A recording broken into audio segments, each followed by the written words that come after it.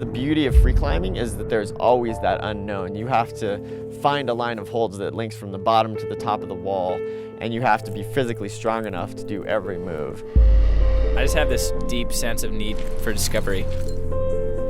I think it's impossible to come here and not be completely inspired. My time is extremely limited. It's very, very precious, and so I try to make the most of it.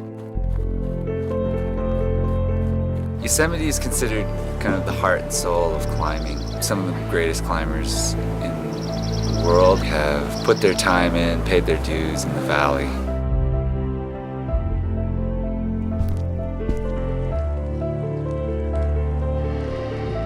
I want to climb harder routes than I ever have, and that is associated with a number, but it's more associated with a feeling.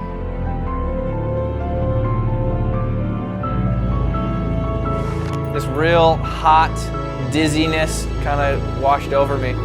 Just could tell that I was gonna pass out. I had 2 huge holes in my left elbow.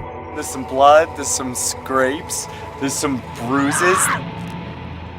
You're sweating, you're hating life, you are asking yourself, why am I doing this shit? Why is this cool? Sometimes I've just had to stay there and wallow for a little bit.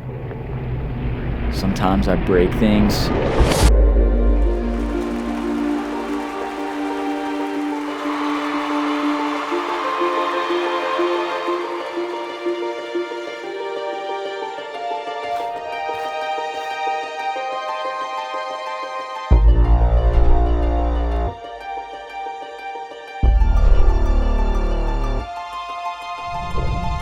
You really have to be focused on what you're doing, and you have to be willing to accept that it's not going to go easily.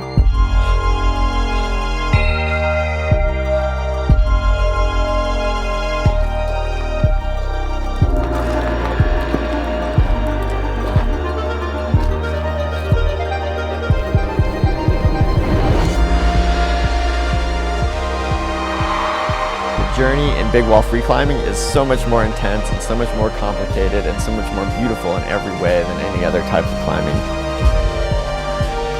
This is by far the hardest I've ever seen Emily suffer.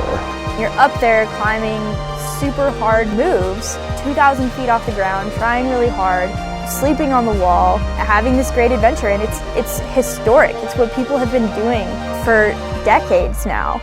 It's a representation of how I want to live and how I want to interact with my environment and how I want to be as an athlete and a person.